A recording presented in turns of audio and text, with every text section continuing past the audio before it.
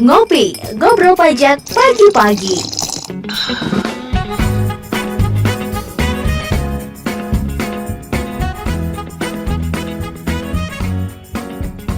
...98.5 Radio The Mini Station. Hai, halo, selamat pagi Upmania, apa kabar pagi hari ini? Semoga semuanya diberikan kesehatan ya, amin. Senang sekali kembali hadir, ada ngopi, ngobrol pajak bikin happy. Sudah siap bersama Hana, ada Mas Agung Dwi Buwana, akun representatif dari KPP Pratama Semarang Tengah 2.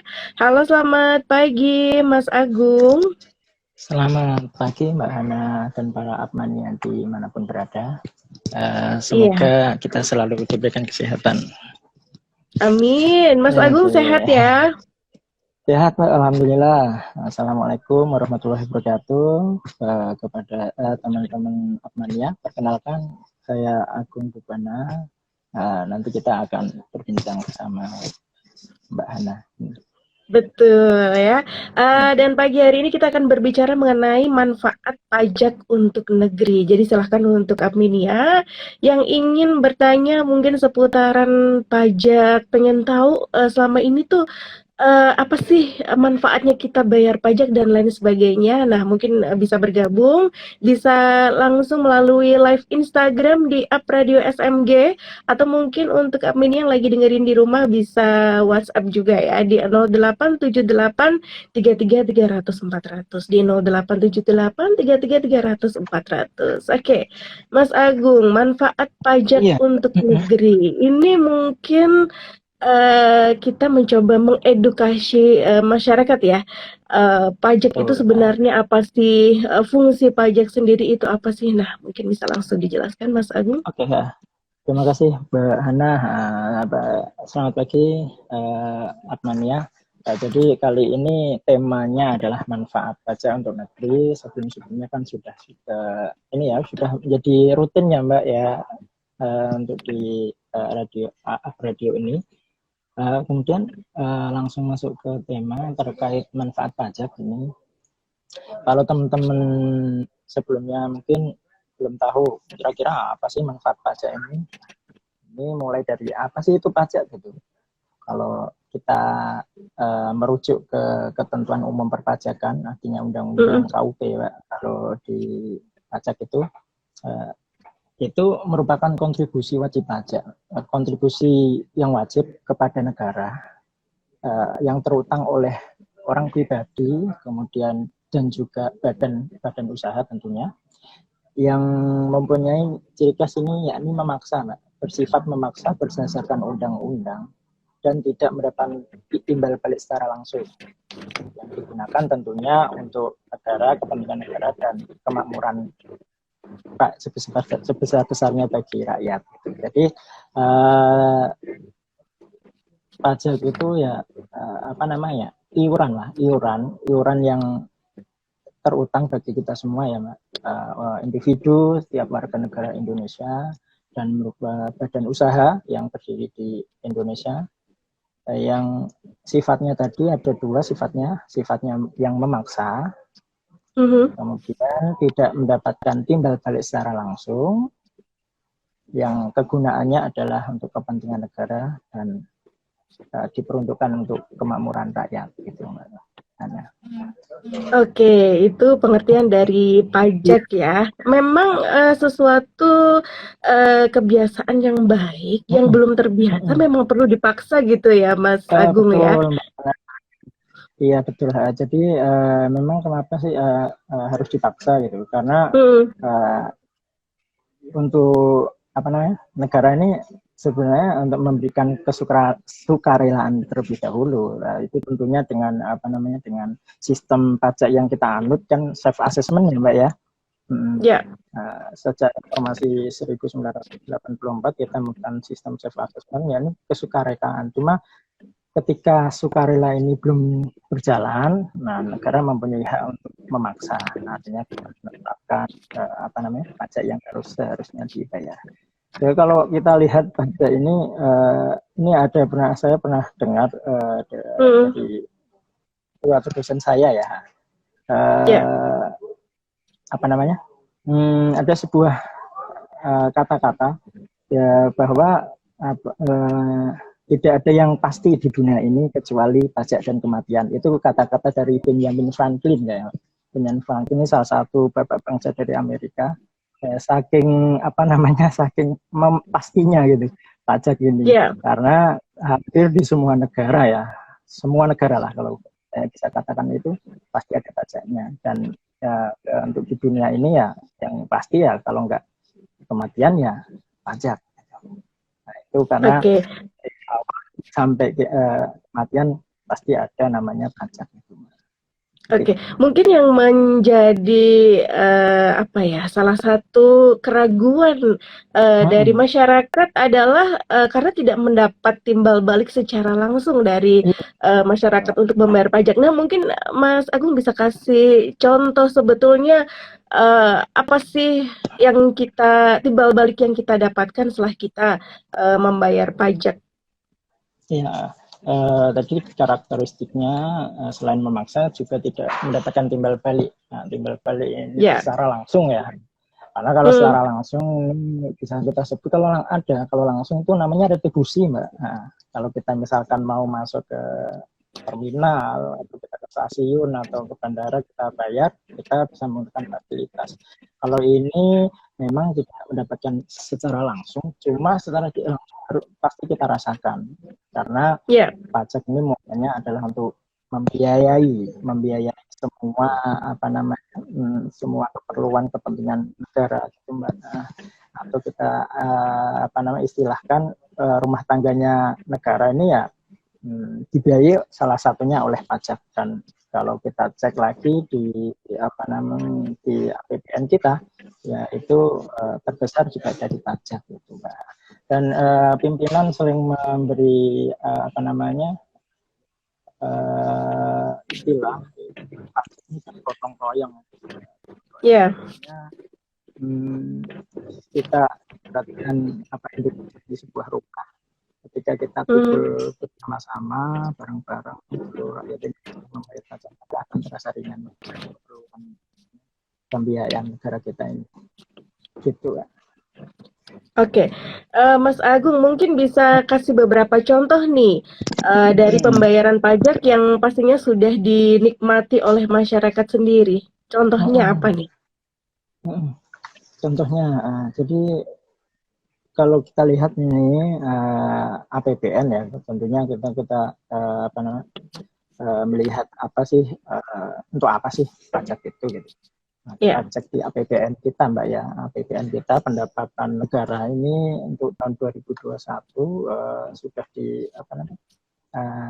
dicanangkan untuk sektor pendapatan negara ini 1.771 triliun. Nah, dan itu 1.449 ini dari penerimaan perpajakan. Dan pajak sendiri, penerimaan perpajakan ini ada dua ya, Mbak ya. Untuk pajak dan penerimaan biaya dan cukai, Pak ya. Untuk kita Direktorat Jenderal Pajak ini diberikan amanat 1.229 triliun. Untuk apa nanti? Nah, ini pembeliannya ini macam-macam ini ya. Karena kita berbicara APBN tentunya pastinya ya untuk pembangunan infrastruktur, kemudian untuk kesehatan kita, kemudian pendidikan dan layanan masyarakat, kemudian bantuan sosial, apalagi di kala pandemi yang masih ini, ya tentunya kesehatan dan bantuan sosial ini ya yang akhirnya didapat oleh rakyat ini juga tentunya dari pajak. Vaksin yang akan kita terima nanti juga dari pajak yang Bapak Ibu bayarkan. Seperti itu, Mbak Hana. Iya, vaksin juga ya, vaksin yang kita terima itu dari pajak, bantuan sosial yang selama ini mungkin juga dinikmati oleh masyarakat itu juga dari pajak. Kemudian kalau di bidang pendidikan ada kuota internet untuk anak-anak sekolah itu juga dari pajak. Kemudian mungkin kalau masyarakat menikmati jalan-jalan yang sudah diperbaiki dan kita menikmati dengan nyaman itu juga Dari dari pajak. Ya, secara pajak. tidak langsung kita sudah menikmati dari apa yang kita bayarkan begitu ya, Mas Agung Betul. ya. Baik. Nah, gitu ya. Setelah Kalau tadi, mm-mm. nah, gimana? Lanjut. Kalau pajak itu Hmm. sendiri sebetulnya ada berapa jenis sih, Mas Agung? Ya, kalau pajak sendiri kita bagi menjadi dua jenis ya Mbak. Nah, pajak pusat dan pajak daerah. Nah, dan untuk pajak pusat ini seperti yang apa namanya ditugaskan kepada Direktorat Jenderal Pajak, ini salah macam-macamnya ini seperti pajak penghasilan, kemudian pajak pertambahan nilai, kemudian apalagi PPNBM, pajak ini atas mewah, enggak, barang mewah.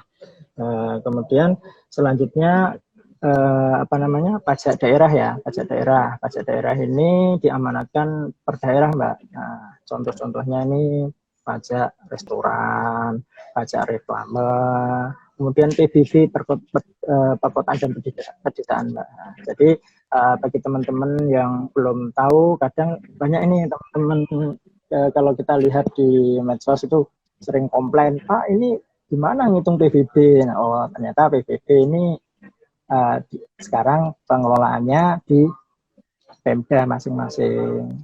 Atau kadang komplain masalah restoran, seperti apa sih ngitung PP ini pajak restoran? Nah, kadang salah alamat Mbak ke kantor kami gitu. Nah, ini untuk itu untuk seperti itu kita arahkan ke Pemda. Jadi ada pajak pusat, kemudian pajak daerah. Nah, yang diamankan oleh kami, yang diadministrasikan itu hanya pajak pusat Mbak Hana. Jadi oleh Hmm. KPP saya Semarang, ya ini pajak pusat yang meliputi tadi PPH, PPN, PPNBM, kemudian ada Bea Materai. Gitu Mbak Hana. Oke, jadi untuk pajaknya sendiri jenisnya tadi ada pajak pusat dan juga pajak daerah ya.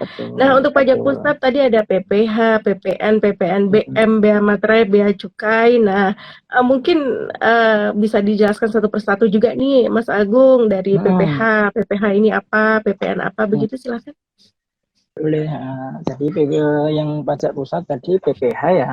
PPH ini pajak penghasilan Mbak. Jadi pajak Hmm. penghasilan ini atas penghasilan yang kita terima.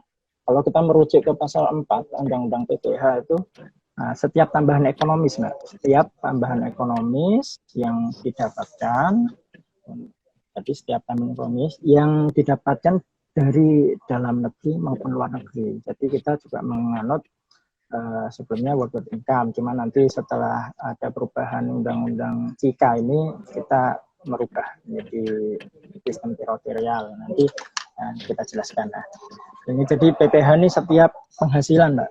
Jadi Mbak Hana sebagai penyiar radio mendapat penghasilan, nah maka ini kita hitung ketika di atas penghasilan tidak PTKP, penghasilan tidak kena pajak, maka akan terutang pajak. Gitu. Sama seperti saya ketika saya bekerja saat ini, saya mendapatkan penghasilan, maka nanti kita hitung ketika sudah melebihi PTKP, maka akan dikenakan pajak, itu pajak penghasilan Mbak. Kemudian ada namanya PPN, pajak pertambahan nilai. Nah, PPN ini pajak atas penyerahan barang kena pajak dan jasa kena pajak. Jadi setiap barang yang kita beli, misalkan Mbak Apmania sering ke supermarket gitu. Nah, itu barang yang kita beli di supermarket itu pastinya sudah dikenakan PPN. Itu kalau barang kena pajak ya. Jadi ada BK. Karena ada non BKP, Mbak. Non BKP ini barang yang tidak dikenakan pajak PPN, Mbak. Artinya contohnya seperti barang kebutuhan pokok. Gitu.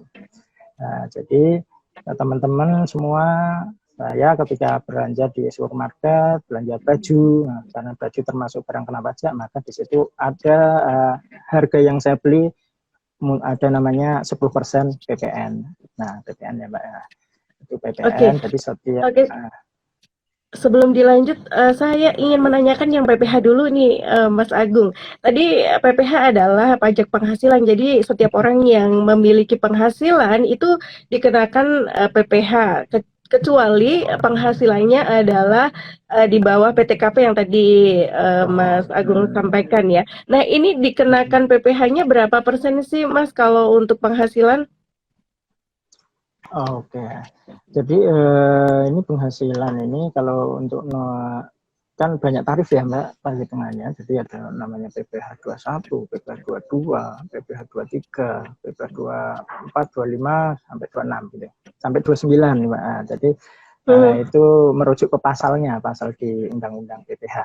Nah, kemudian bagaimana sih berapa persen sih yang kita kalau misalkan kita karyawan nih, karyawan seperti hmm, saya, Mbak Hana, dan teman-teman Akmania yang merasa masih karyawan, itu apa namanya tarifnya setelah tadi penghasilan secara besar penghasilan setahun berapa, kemudian dikurangi PTKP yang saat ini ada 54 juta Mbak ya, hmm. untuk pribadi, kemudian untuk tambahannya ketika sudah menikah maka ada tambahan 4.500.000 atau punya anak tanggungan 4.500.000 juga dengan maksimal 3 tanggungan.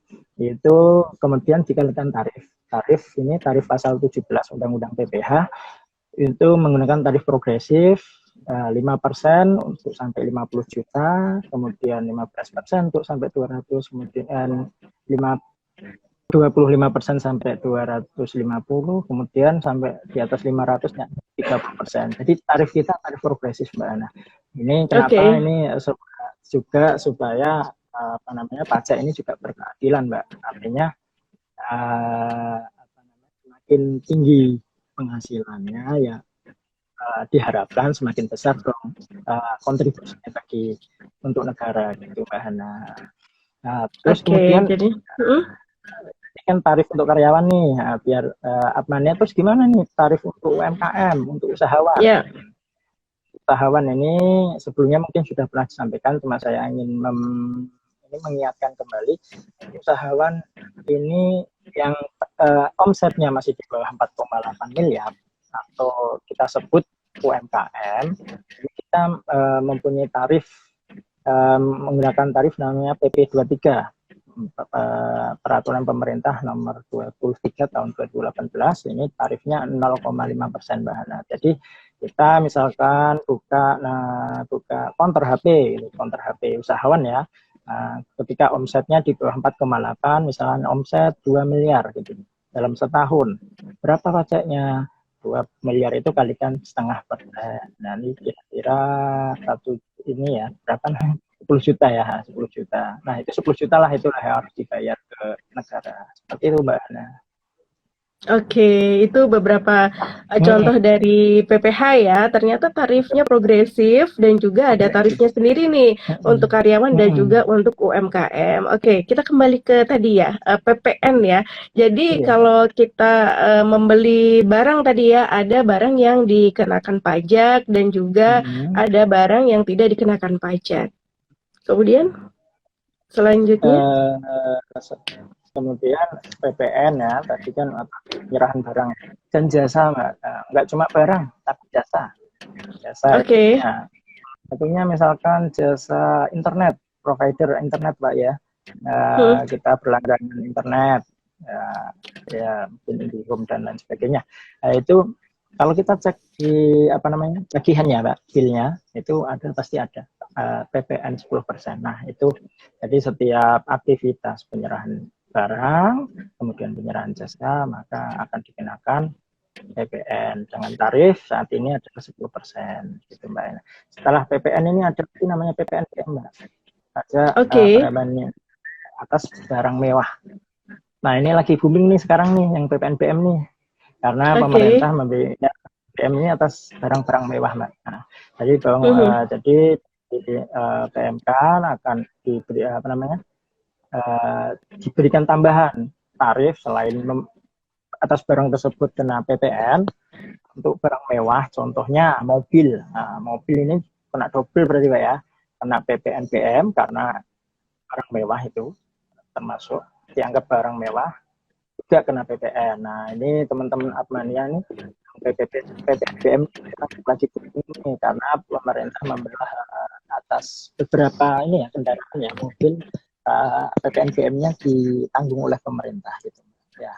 Itu Oke, termasuk yang termasuk kriteria barang mewah dalam PPNBM ini apa saja, Mas Agung? macam-macam nih Mbak, barang mewah ini ya salah satunya tadi ya mobil, kemudian namanya kapal pesiar, kemudian perumahan juga rumah ini rumah dengan nilai ini kalau nggak salah ya sekitar 5 atau 10 miliar ini ada namanya PPNBM. Terus apa namanya Perhiasan motor-motor masuk gede juga ya? perhiasan enggak Mbak. Nggak Enggak, masuk kalau ya? perhiasan tidak. Apa namanya motor-motor gede Mbak, atau motor-motor gede misalkan Harley Davidson, nah, itu ada namanya PPNBM. Jadi atas Oke. barang-barang yang karena untuk barang-barang mewah ini aturannya nanti akan selalu apa namanya berubah gitu, menyesuaikan dengan kira-kira kebijakan pemerintah seperti apa untuk barang mewah ini. Gitu. Oke, setelah PPNBM ada bea materai PPNBM juga nih ya. terutang atas apa namanya dokumen. Nah, teman-teman kalau sedang Atmania apa namanya terutang atas dokumen ini kalau teman-teman sering menulis surat pernyataan atau kwitansi gitu. Nah, itu sekarang dari dulu ya terutang bea materai Mbak. Cuma sekarang bea materai kita sekarang sudah 10.000 nih. Kalau dulu Ya, kan 6.000 ya. Nah, ya. itu 10.000. Terus setelah bea materai Bea masuk dan masuk cukai. ya, dan cukai. Nah, ini bea masuk dan cukai ini ranahnya di bea cukai Mbak. Jadi bea masuk ini adalah untuk salah satu contohnya ketika kita mau impor gitu ya Mbak. Kita mau impor barang ini difungsikan untuk memproteksi barang Indonesia, barang dalam negeri. Jadi kita gunakan bea masuk karena kenapa?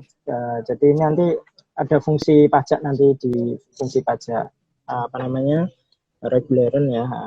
Artinya pajak juga bisa menjadi alat untuk mengatur kebijakan sosial ekonomi. Nah, itu bea masuk. Kemudian cukai ini untuk barang-barang seperti rokok, kemudian nikol ya, minuman alkohol. Nah, ini untuk mengatur apa namanya biar masyarakat apa namanya peredaran dari barang-barang tersebut itu Mbak Hana. Oke, Mas Agung tadi sempat menyebut mengenai fungsi pajak. Nah, sebenarnya fungsi pajak itu apa saja sih, Mas Agung? Kalau secara garis besar nih fungsi pajak ini ada dua Mbak. Pertama fungsi pajak di penerimaan tentunya pajak ini adalah sumber penerimaan yang paling diandalkan oleh pemerintah kita karena tadi sudah saya sampaikan 1.700 pendapatan negara di 2021 ini 70%-nya adalah pendapatan pajak. Jadi fungsi pajak itu pertama yaitu tadi ya fungsi budgeter yaitu sumber penerimaan pajak. Nah, kalau kita kilas balik Mbak Ana, negara kita ini kalau tahun 70-an sampai 80-an ini penerimaannya tidak mengandalkan pajak Mbak. Nah, karena dulu masih mengandalkan namanya migas waktu zaman Orde Baru. Cuma karena kalau kita nih apa nama Indonesia nih pasti kan kita kaya akan sumber daya alam dan lain sebagainya. Yang jadi masalah itu sumber daya alam kan nanti juga akan habis juga. Nah, artinya tidak dapat diperbarui ya. Dan mulai 84 reformasi perpajakan. Nah, itu kita menyadarkan diri bahwasanya untuk sumber negara untuk membiayai seluruh aktivitas negara ini harus menggunakan pajak ya. Jadi mengandalkan namanya pajak. Karena kita kalau cek ulang ke APBN 10 tahun terakhir ini 70% untuk biaya negara adalah pajak gitu Pak. Jadi itu fungsi pertama. Untuk fungsi kedua apa sih? Fungsi kedua yakni ini Pak, fungsi kedua reguleran ya, atau pajak ini juga menjadi alat untuk mengatur kebijakan ekonomi sosial. Jadi kebijakannya seperti apa itu pajak juga bisa ada peranan untuk mengatur. Misalkan saat ini di kala pandemi ya, kala pandemi aktivitas usaha sedang merosot, kesehatan ya, dunia usaha mulai lesu. Nah ini pajak juga mengatur bahwasanya kita harus memberikan sesuatu untuk dunia usaha.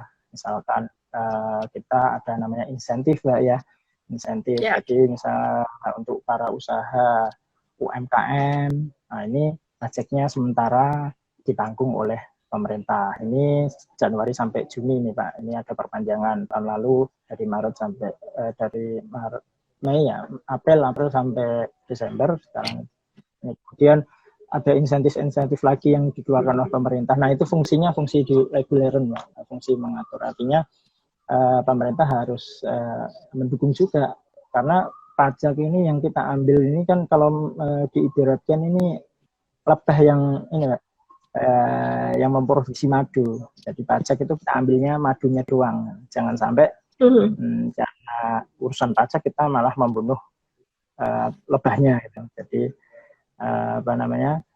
Jadi ini pun dukungan pemerintah terhadap dunia usaha supaya usaha tersebut bisa menggeliat lagi setelah pandemi ini selesai. Kemudian nanti kalau sudah menggeliat lagi, sudah untung, nah, negara apa namanya meminta haknya untuk ayo sekarang gantian dong kalian yang bayar pajak, kemarin kan kita sudah memberikan insentif-insentif gitu. Itu Mbak Hana. Oke, baik. Ini ada pertanyaan yang sudah bergabung melalui WhatsApp nih, Mas Agung. Dari Kaila, ini seperti tadi ya yang diawalkan, yang di awal tadi sempat disampaikan sama Mas Agung ya. Ini menanyakan kalau rumah kan ini ada PBB, itu masuknya pajak apa ya, Kak?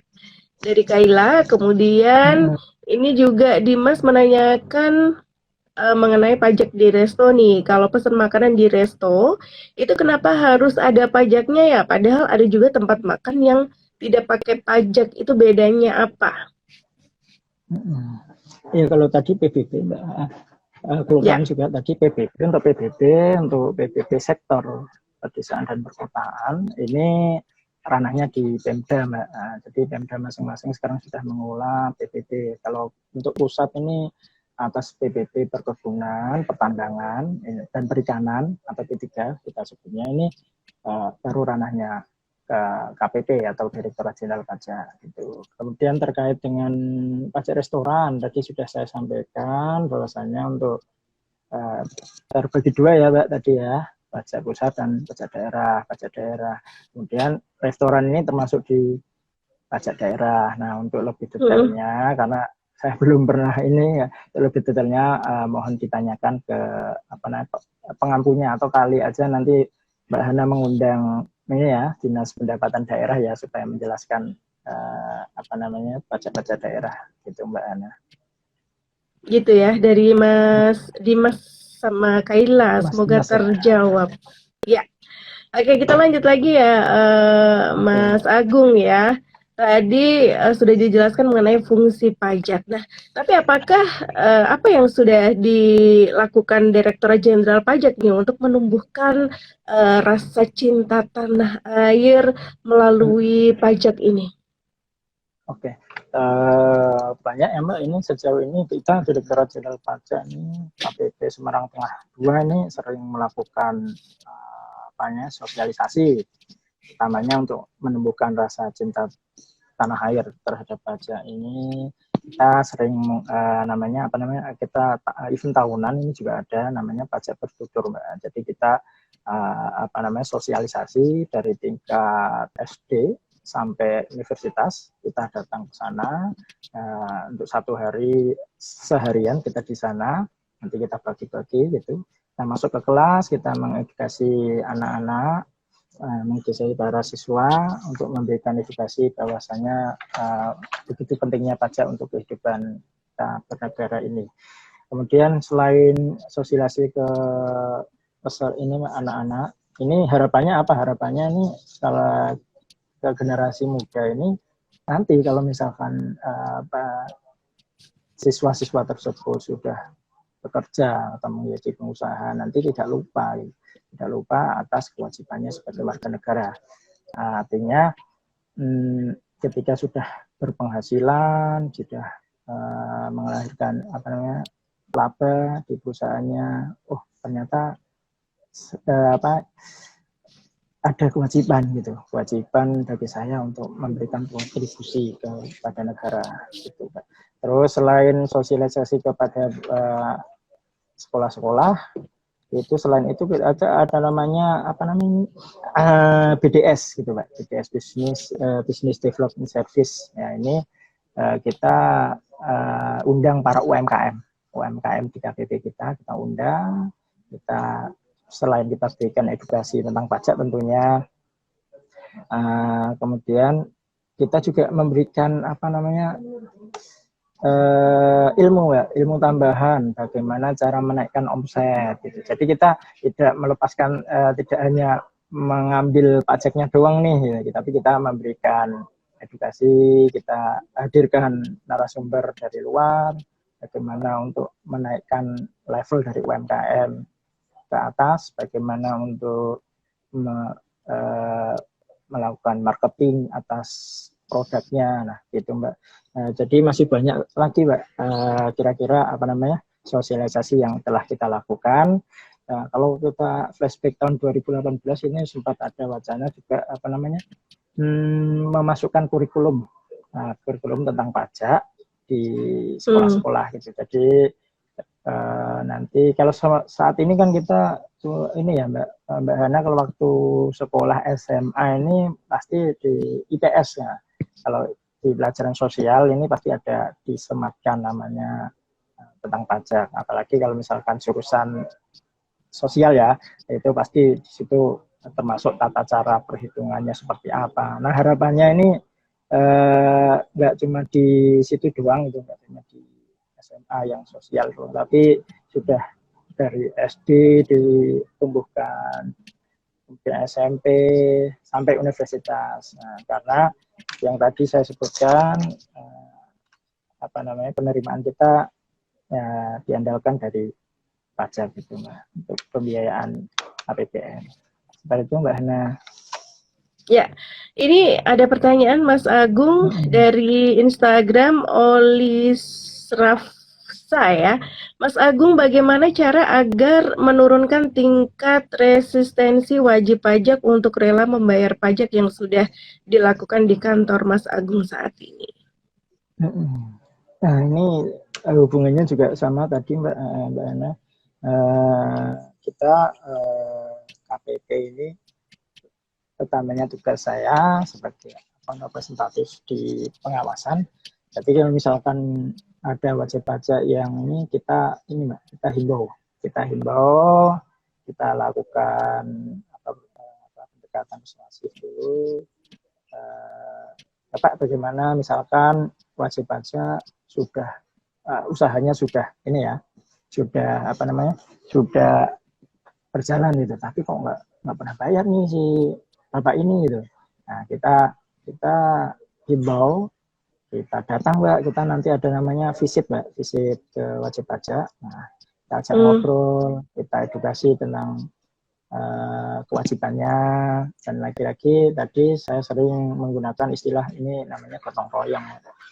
Gotong royong, jadi banyak gotong royong untuk negara, kemudian kita ajak untuk untuk saling berpikir.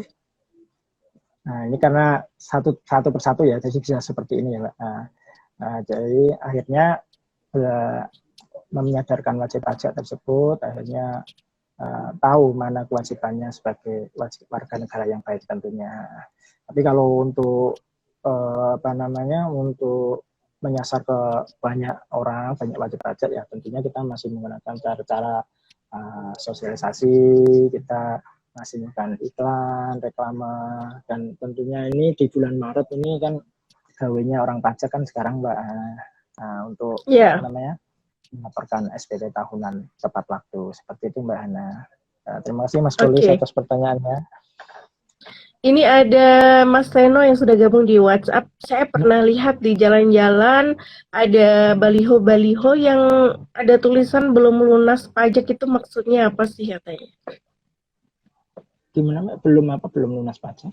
Atau Ya, baliho-baliho di jalan ada tulisan belum lunas pajak, itu maksudnya apa sih? oh mungkin reklame kali ya Mbak ya. Oh iya. Ya, Nah ini juga tadi sama seperti pertanyaannya Mas Tio ya. Ya, nah untuk jadi sudah saya sampaikan dua jenis ya, dua jenis pajak. Nah, termasuk ini mungkin kalau nggak salah ya, itu mungkin reklame, Mbak. Nah, karena reklame ini juga ada pajaknya, Mbak. Dan itu merupakan salah satu pajak daerah. Nah, lagi-lagi itu daerah yang ini apa yang mengatur, Mbak. Mungkin biasanya pajak reklame kali ya kalau baliho ya. ya. Seperti itu mungkin, Oke, Mbak. ada Mbak Mayang juga sudah bergabung pagi hari ini. Terima kasih. Kak mau tanya, saya kan pindah alamat rumah. Lalu bagaimana dengan NPWP saya? Apakah perlu diperbarui atau bagaimana? Ya, kalau misalkan pindah domisili, Mbak Mayang tadi, kemudian juga diikuti pindah KTP ya Mbak ya, KTP ya. Ya. Nah, jadi ketika pindah rumah, kemudian mungkin pindah KTP, nanti silahkan saja mengajukan pindah KTP. Kalau misalkan ternyata pindah alamat ternyata masih dalam satu lingkup KTP tersebut ya hanya memberitahu surat pemberitahuan untuk update alamat saja. Cuma kalau misalkan Mbak Hana pindah ke Jogja nih, ke Sleman gitu, berarti KTP-nya gitu, awalnya Semarang ke Sleman KTP-nya, berarti Mbak Hana harus pindah KTP Mbak di NPWP. Jadi bisa mengajukan nanti di Semarang, kemudian nanti Mbak Hana mencetak NPWP baru di KPP Sleman, kantor pajak Sleman. Seperti itu Mbak Hana. Oke, syaratnya untuk mencetak baru NPWP-nya apa nih, Mas Agung? Ya, tadi ketika misalkan beda KPP, beda kantor pajak, itu cukup surat permohonan dan fotokopi KTP, karena kita basisnya menggunakan NIK ya Mbak ya, basis data NPWP kita menggunakan NIK, jadi cukup tadi mengisi surat permohonan pindah, kemudian fotokopi KTP, kemudian NPWP lama disampaikan kemudian jadi ada 3 ya, permohonan, kemudian fotokopi KTP dan NPWP lama Mbak, NPWP lama, kemudian diajukan ke kantor KPP sebelumnya. Atau misalkan Mbak Hana terdaftar awalnya di Semarang Tengah 2, jadi nanti dengan membawa 3 syarat tersebut, Mbak Hana bisa menyampaikan ke kantor kami. Nanti setelah itu nanti Mbak Hana diberikan namanya surat pindah. Jika sudah surat pindah, Mbak Hana bisa mendapatkan NPWP baru di KPP tujuan. Nah, itu permohonannya tidak usah datang juga ke kantor karena bisa menyampaikan lewat kantor pos, Mbak, apalagi di saat pandemi seperti ini. Jadi cukup menggunakan kantor pos, dialamatkan ke KPP Mbak Mayang tadi mana. Nanti ditunggu prosesnya sekitar 1 minggu, nanti Mbak Mayang dapat surat kembali. Nah, Mbak Mayang setelah itu bisa mencetak NPWP baru di KPP tujuan, seperti itu. Oke, itu artinya berarti harus ngurus KTP dulu ya, ngurus KTP yang alamat yang baru setelah itu ngurus NPWP yang baru, begitu ya Mbak Maya, terima kasih. Oke, berbicara mengenai tadi ya, sebelumnya Mas Agung sempat mengatakan mengenai salah satu kewajiban juga yang harus dilakukan oleh wajib pajak, yaitu penyampaian SPT tahunan. Dan untuk orang pribadi ini akhir bulan Maret ini ya batas waktunya ya, Mas Agung. Betul Mbak Hana. Jadi ini masih tanggal 17 ya, artinya tinggal 14 hari lagi karena tanggal 31 Maret lah ya batasnya. Jadi kepada para Apmania yang belum melakukan laporan SPT tahunan, segera untuk melaporkan, karena nanti kalau di akhir-akhir nanti biasanya kadang ini takutnya ada masalah gitu, karena kalau sekarang lapor juga lebih mudah ya Mbak ya. Sudah beberapa tahun belakangan ini wajib pajak tidak perlu datang ke kantor, tidak perlu lama berantri-antri, cukup menggunakan e-filing atau e-form gitu. Di situs kami DJP online ya, djponline.pajak.id, cukup mengakses itu. Nah, terus kalau teman-teman Apmania misalkan ketika mendaftar DJP online kok nggak bisa ya, ternyata ada namanya EVIN. Nah itu segera teman-teman tanyakan ke KPP terdekat. Untuk orang pribadi EVIN bisa diminta di KPP terdekat. Jadi dan juga sekarang nggak usah perlu datang ke kantor. Misalkan Mbak Hana cukup menggunakan gadgetnya, cukup via WhatsApp, foto diri, swafoto, kemudian ada form, ada yang harus diisi, nanti tinggal di WhatsApp-kan ke KPP tujuan. Nah, nanti Mbak Hana dapat namanya EVIN. Nah, di EVIN ini nanti setelah punya EVIN, nanti Mbak Hana bisa melakukan pendaftaran di situs kami di DJP Online. Seperti itu Mbak Hana. Nah, untuk gimana? Kadang kan terus harus kemana gitu, nomor teleponnya gitu. Nah, kita hampir semua kantor pajak di Indonesia ini kita ada media sosialnya Mbak.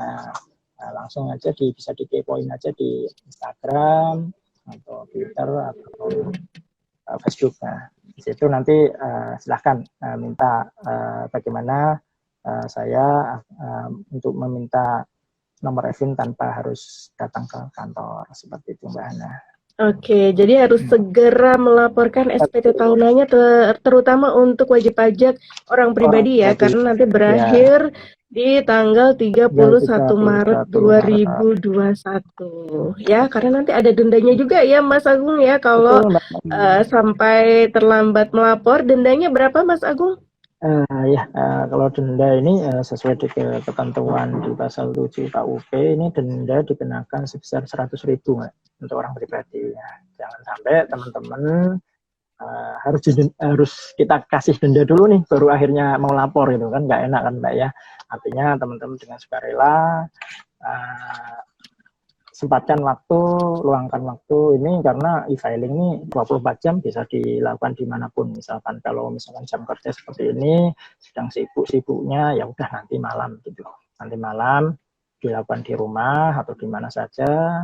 Namun ketika ada kendala tolong sampaikan di nomor pengaduan kami di WhatsApp masing-masing KPP ada Mbak ya. Nanti bisa dilihat di Instagram. Baik. Nah, itu. Tapi nanti kalau misalkan pengaduan nanti di jam kerja ya Mbak ya, soalnya itu kan nanti kita balas di jam kerja, seperti itu Mbak. Oke, baik. Mas Agung, karena waktu kita terbatas nih, mungkin yang terakhirnya ada pesan untuk masyarakat kah, untuk seluruh generasi muda juga nih berkaitan dengan tema kita pagi hari ini? Oke, jadi seperti apa yang telah kita bahas dari jam 9 tadi tentang manfaat pajak bagi negeri, tentunya kepada para warga negara atau para generasi muda, seperti yang setelah saya sampaikan tadi tentang begitu pentingnya pajak, 70% pendapatan negara ini dari pajak, yang tentunya untuk infrastruktur, untuk pendidikan, untuk sosial, dan sampai untuk kesehatan, untuk mengatasi pandemi ini.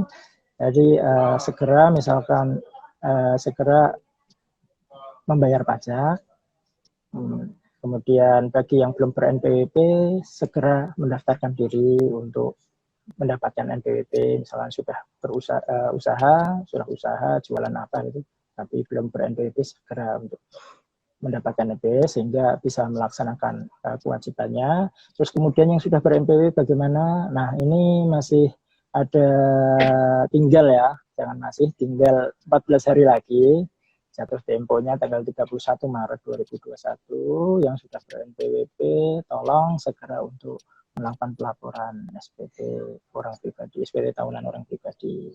Itu Mbak Hana. Karena ya pokoknya intinya mari kita gotong royong untuk membantu negara ini. Apa yang jadi kalau orang dulu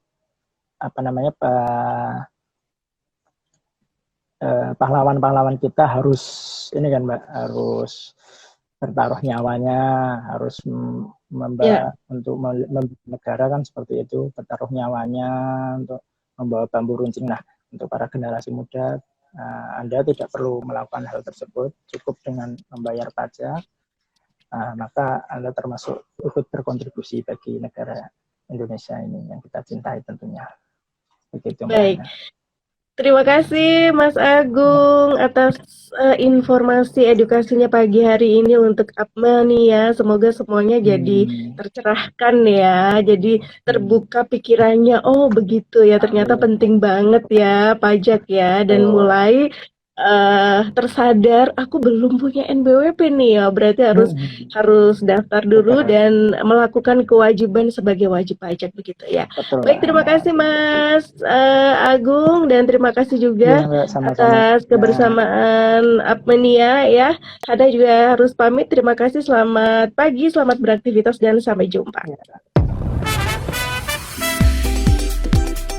Disiarkan langsung dari Menara Universitas PGRI. Up Radio. Jalan Sidodadi Timur, nomor 24 Semarang. Inilah 98.5 FM. Up Radio, the Minimum Station.